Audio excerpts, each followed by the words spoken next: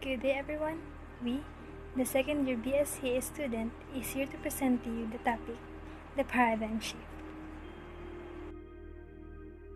Paradigm shift. Paradigm shift is a fundamental change in the basic concepts and experimental practices of a scientific discipline. It is a concept identified by the American physicist and philosopher Thomas Kuhn. Kuhn presented his notion of a paradigm shift in his book, The Structure of Scientific Revolution. He contrasts paradigm shift, which characterize a scientific revolution, to the activity of normal science, which he describes as scientific work done within a prevailing framework or paradigm. Pre-colonial period. One of the most sophisticated products of engineering during this time is the Banawe rice terraces. It is an irrigational system in the mountain of north-central Luzon. Filipinos are also aware about the medicinal properties of plants. They also use the Laguna copperplate inscription, the earliest known calendar in the Philippines. One of the students of BSCA, and I'm here to present the Spanish colonial period.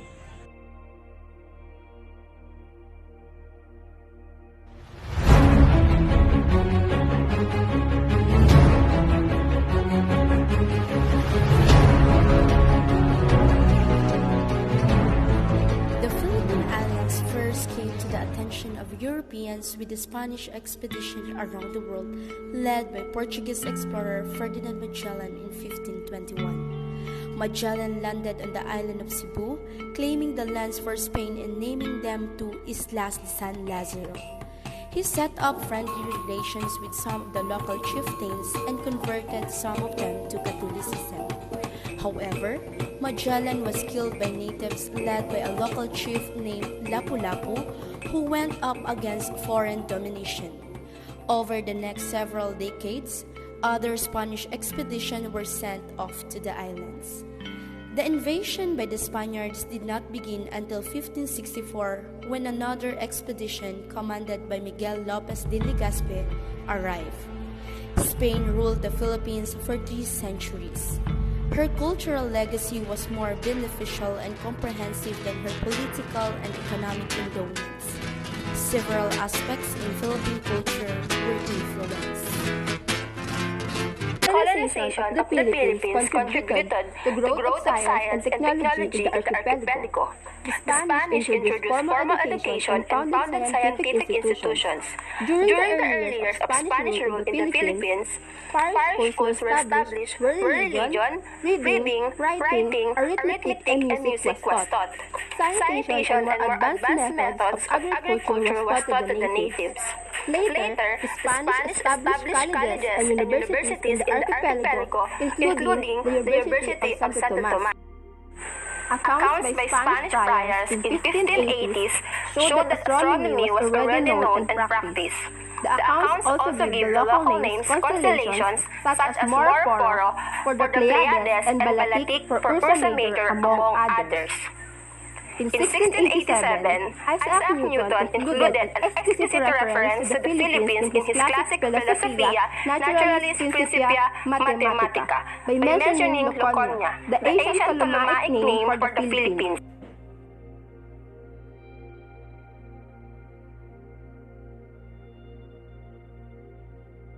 From 1898 to 1946 describes the period of American colonization of the Philippines. It began with the outbreak of the Spanish-American War in April 1898, when the Philippines was still a colony of the Spanish East Indies, and concluded when the United States formally recognized the independence of the Republic of the Philippines on July 4, 1946. Of the Philippines was the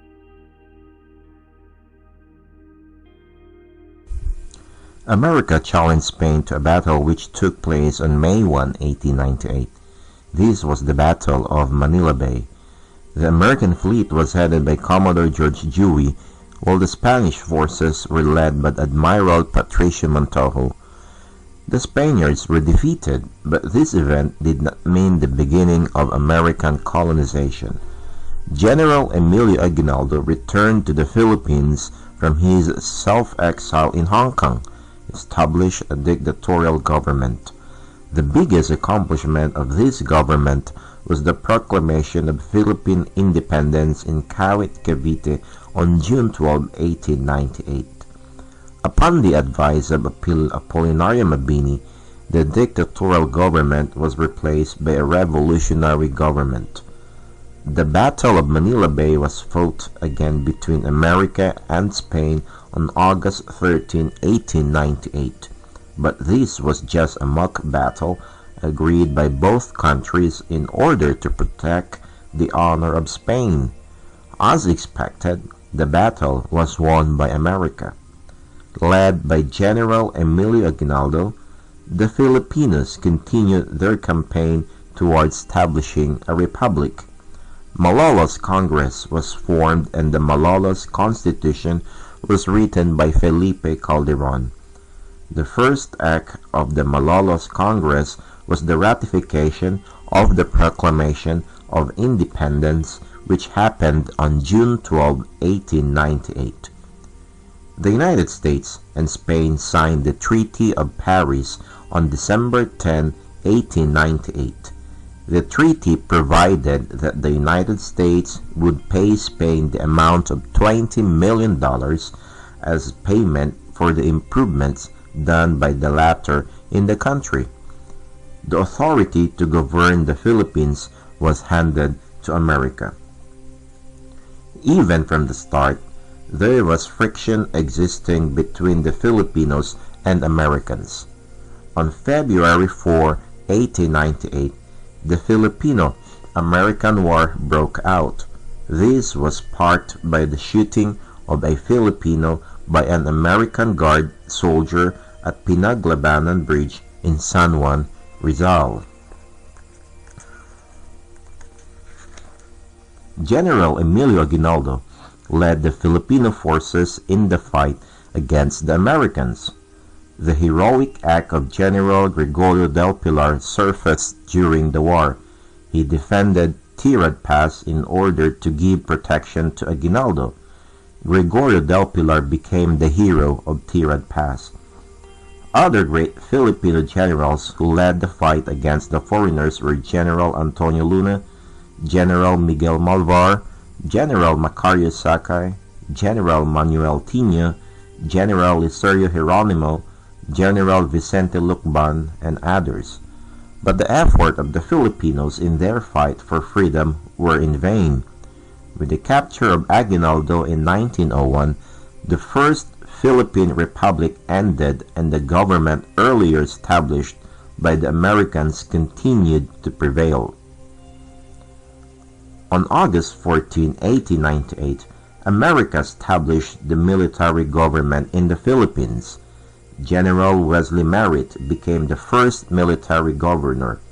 His power was vested on him by the President of the United States. General Wesley Merritt was succeeded by General Elwell Otis. The third and last military governor was General Arthur MacArthur. The greatest accomplishments of the military government were the prevalence of peace in some parts of the country and the preparation for the establishment of a civil government. The Americans introduced a school system where the first teachers were soldiers. There was an organization of civil courts including the Supreme Court. Under the military government too, local governments were established in towns and provinces. The first local election in the Philippines was held in Baliwag, Bulacan on May 7, 1898. Also during the time of the military government, Commonwealth of the Philippines was the administrative body that governed the Philippines from 1935 to 1946. Aside from the period of exile in the Second World War from 1942 to 1945 when Japan occupied the country, it replaced the insular government, a United States territorial government, and was established by the Tidings-McDuffie Act. After 48 years of American sovereignty, the people of the Philippines assume the status of an independent nation. The transfer is made on the 4th of July, a day full of significance for these Yanks.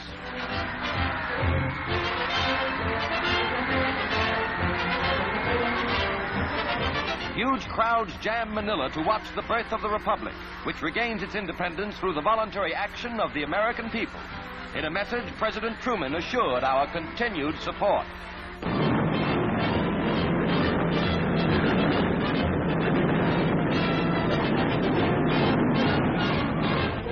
The new nation looks forward to prosperity. Exceedingly poor after Japanese occupation, the Philippines will receive reparations and free trade concessions from the United States. Manuel Rojas, newly elected to the presidency, takes the oath of office as Ambassador Paul McNutt looks on. An old Philippine resident, General Douglas MacArthur, arrives with a special message.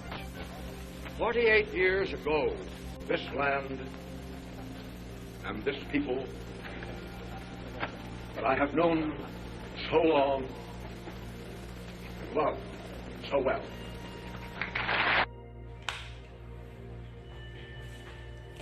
Hello everyone, I'm CJ Felipe from BSCA Group. The Philippine history during martial law year. Support of our people. I am happy to see that the reaction throughout the country is favorable. In the history of the Philippines from 1965 to 1986 covers by the presidency of Ferdinand Marcos, also known as the Ferdinand Marcos administration. The Marcos era includes the final year of the Third Republic of 1965 to 1972. The Philippines under martial law of 1972 to 1981. And the majority of the Fourth Republic of 1981 to 1986. By the end of the Marcos era, the country was experiencing a debt crisis, extreme poverty, and the severe underemployment.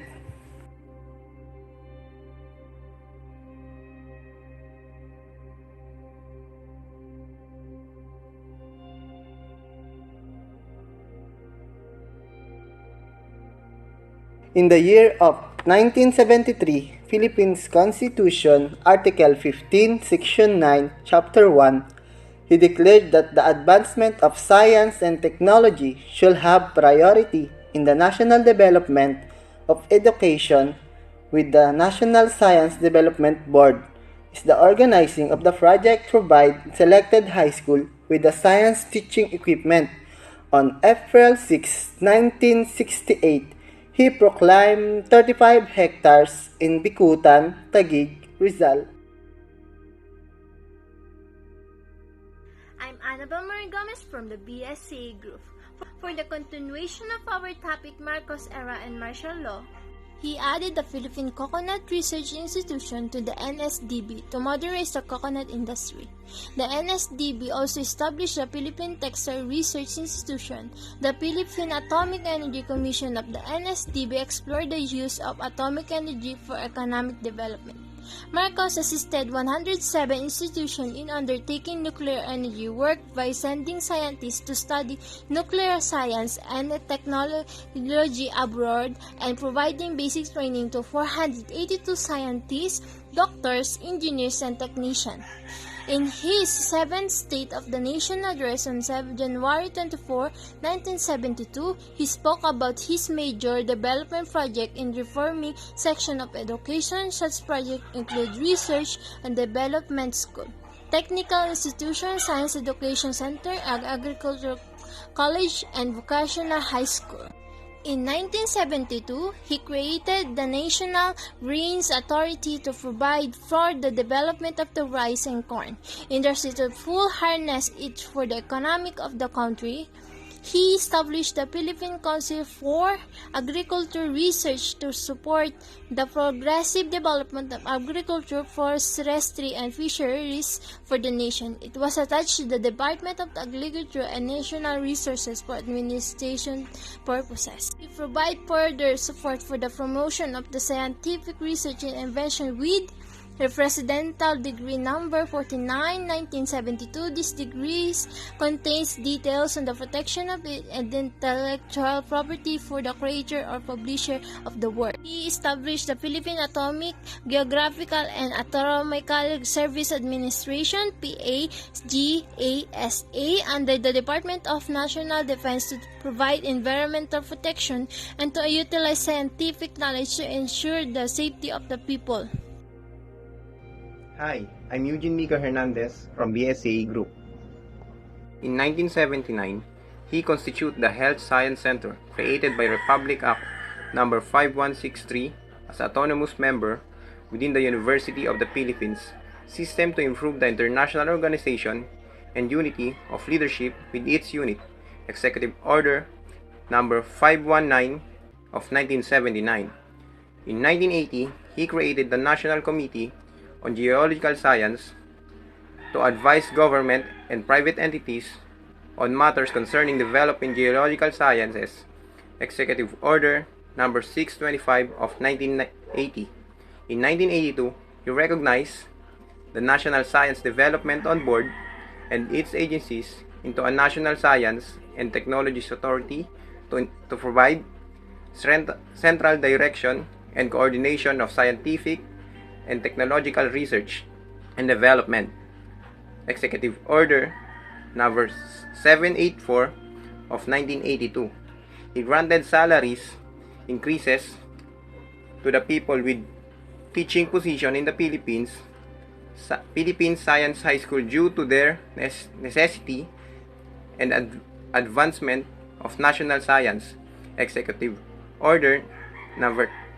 810 of 1982.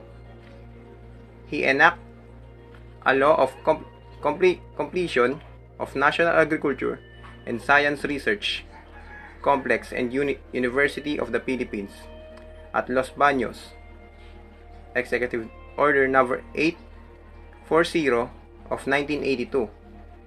In 1986, he established Mindanao and Visayas campuses of the Philippines Science High School to encourage careers in science technologies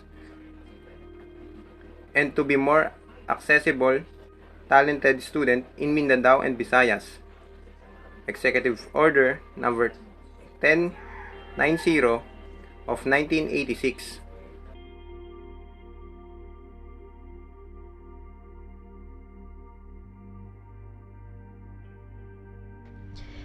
In 1986, during Corazon Aquino's presidency, the National Science and Technology Authority was replaced by the Department of Science and Technology, giving science and technology a representation in the cabinet. Under the medium-term Philippine Development Plan for the years 1987 to 1992, science and technology's role is economic recovery and sustained economic growth was highlighted.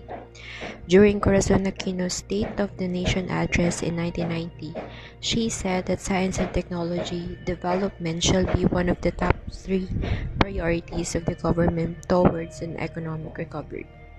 On August 8, 1988, Corazon Aquino created the Presidential Task Force for Science and Technology, which came up with the first Science and Technology Master Plan, or STMP. The goal of STMP was for the Philippines to achieve newly industrialized country status by the year 2000. The Congress did not put much priority in handling bills related to science and technology. The Senate Committee on Science and Technology was one of the committees that handles the fewest bills for deliberation. Former DOST Secretary Seferin Foliosco reported that the budget allocation for science and technology was increased to 1.54 billion pesos in 1989 from the previous year's 464 million pesos. However, due to the Asian financial crisis, budget allocation for the years 1990 and 1991 were trimmed down to 1920 and 854 million pesos respectively. Budget allocation were increased to 1.7 billion pesos in 1992.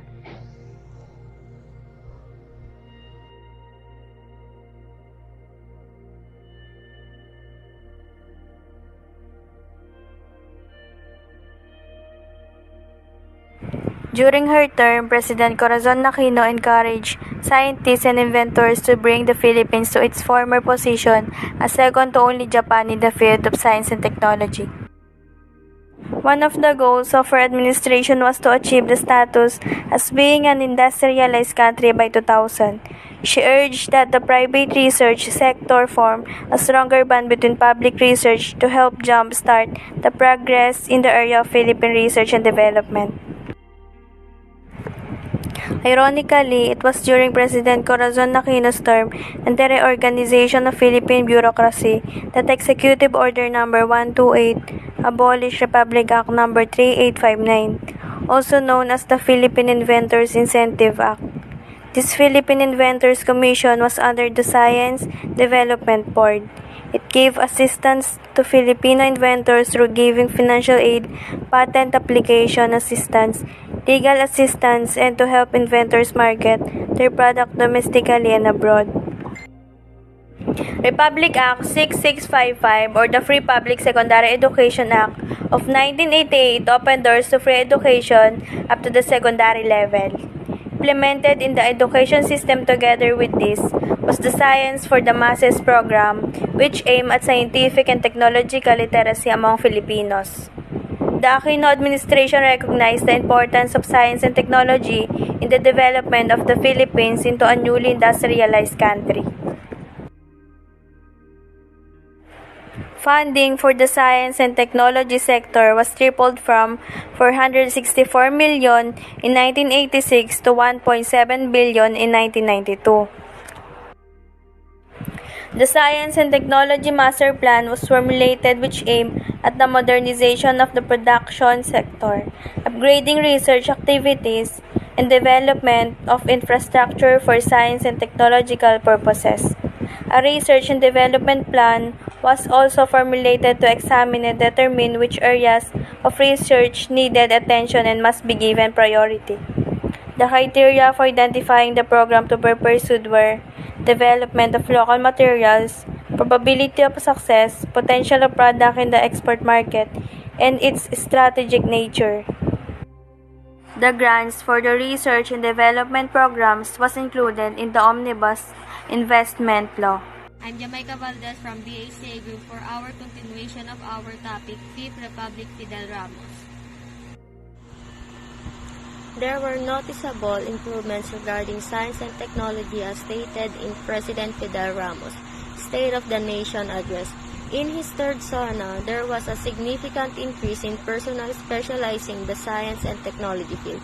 At 1998, the Philippines was estimated to have around 3,000 competents in 1993. Science and Technology Agenda for National Development Stand was established scientists and engineers. Adding to the increase of scientists would be the result of the two newly built Philippine Science High School in Visayas and Mindanao, which promotes further development of young kids through advanced SNT curriculum. The government provided 3,500 scholarships for students who were taking up professions related to SNT. Schools were becoming more modernized and updated with the addition of high-tech equipment for student improvement, and teachers were getting training programs to benefit themselves and their students. Healthcare services were promoted through local programs such as a Doctors to the Barrio program. The healthcare programs were innovative and effective as shown by the change in life expectancy from 67.5 years in 1992 to 69.1 years in 1995. Priority for SNT personnel increased when Magna Carta for Science and Technology Personnel Republic Act No. 8439 was established. The award was published in order to give incentives and rewards for people who have been influential in field of SNT. In the sixth SONA, education was one of the primary storylines wherein programs such as National Program for Gifted Filipino Children in Science and Technology and enactment of a law creating nationwide system of high school specializing in field of science and engineering. Fidel V. Ramos believes that science and technology was one of the means wherein Philippines could attain the status of new industrialized country, NIC. During his term, he was able to establish programs that were significant to the field of S&T. Among its priorities were exporting winners identified by the DTI, domestic needs identified by the President's Council for Countryside Development, support industries and coconut industries. Development. Congress during his term was able to enact laws that were significant for food. Among were Magna Carta for Science and Technology personnel, Republic Act No. 8439 Science and Technology Scholarship Law of 1994, Republic Act No. 7687 and Inventors and Inventions Incentives Act, Republic No. 745, the Intellectual Property Code of the Philippines, Republic Act No. 98293 was enacted during Ramos' term. The law provides industrial property rights, copyrights, and related rights and technology transfer arrangements.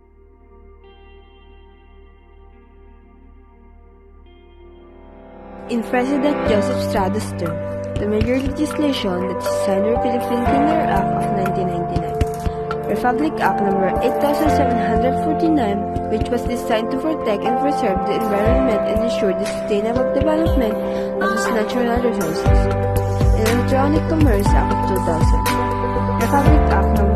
8792, which allows computer hacking and provides opportunities for new businesses emerging from the internet-driven new economy.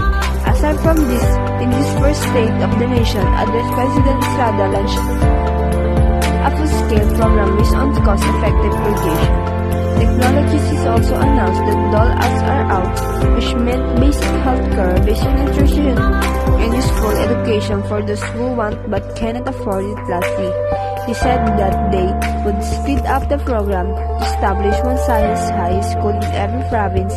It was in the second State of the Nation address that President Estrada announced the passage of the Clean Air Act and the decision to pursue the 15-year modernization program of the Armed Forces of the Philippines.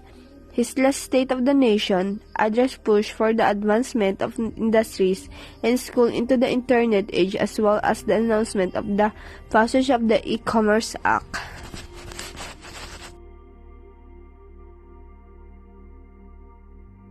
Mikey M. Agustin of BACA Group. For the continuation of our topic, the history of science and technology on the Fifth Republic era, I'm going to present to you the contributions of our former presidents, Gloria Macapagal Arroyo and Benigno Aquino III. In the Gloria Macapagal Arroyo administration, the science and technology sector of the Philippines was dubbed as the Golden Age of Science and Technology by then Secretary Estrella Albastro. Numerous laws and projects that concerns both the environment and science to push technology as a tool to increase the country's economic level. This is to help increase the productivity from science, technology, and innovations and help benefit the poor people.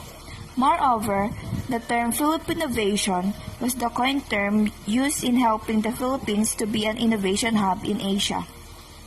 The STI was developed further by strengthening the schools and education system, such as the Philippine Science High School, which focuses in science, technology, and mathematics in their curriculum. This helps schools get more involved in this sector. Private sectors were also encouraged to participate in developing the schools through organizing events and sponsorships. Future Filipino scientists and innovators can be produced through this system. Helping the environment was one of the focus in developing technology in the Philippines. One of the more known laws to be passed by her administration was the RA 9367 or the Biofuels Act. This act promotes the development and usage of biofuels throughout the country. This potentially enables a cheaper alternative to gasoline as a medium in producing energy. Also, this benefits the environment since it boasts a cleaner emission compared to regular fuel. Yet setbacks such as lack of raw materials is holding the full implementation of the laws since importing the necessary materials are imported more. On one hand, Drought-free rice was also highly encouraged to use during her term. This enables farmers to produce rice despite the environmental hazards that slows or stops the production. In an effort to improve the efficiency of both land and water, the government imposes Republic Act 10601, which improves the agriculture and fisheries sector through mechanization. RA 10601 covers research, development, and extension, promotion, distribution, supply, assembling, manufacturing, regulation, use, operation, maintenance, and project implementation of agricultural and fisheries machinery and equipment. And lastly, for the contributions of our former President Benigno Aquino III, in 2014, President Aquino conferred 4 new national scientists for their contribution in the scientific field. Academicians Gavino C. Trono, Angel C. Alcala, Ramon C. Barba, and Edgardo D. Gomez was honored in their respective fields. Trono's contribution helped a lot of families in the coastal populations through the extensive studies he made on seaweed species. On the other hand, Alcala served as the pioneer scientist and advocate of coral reefs, aside from his contribution in the fields of systematics, psychology, and herpetology. Barba's contribution changes the seasonal supply of fresh fruits to an all-year-round availability of mangoes through his studies on the induction of flowering of mango and micropropagation of important crop species. Lastly, Gomez steered the national scale assessment of damaged coral reefs, which led a national conservation.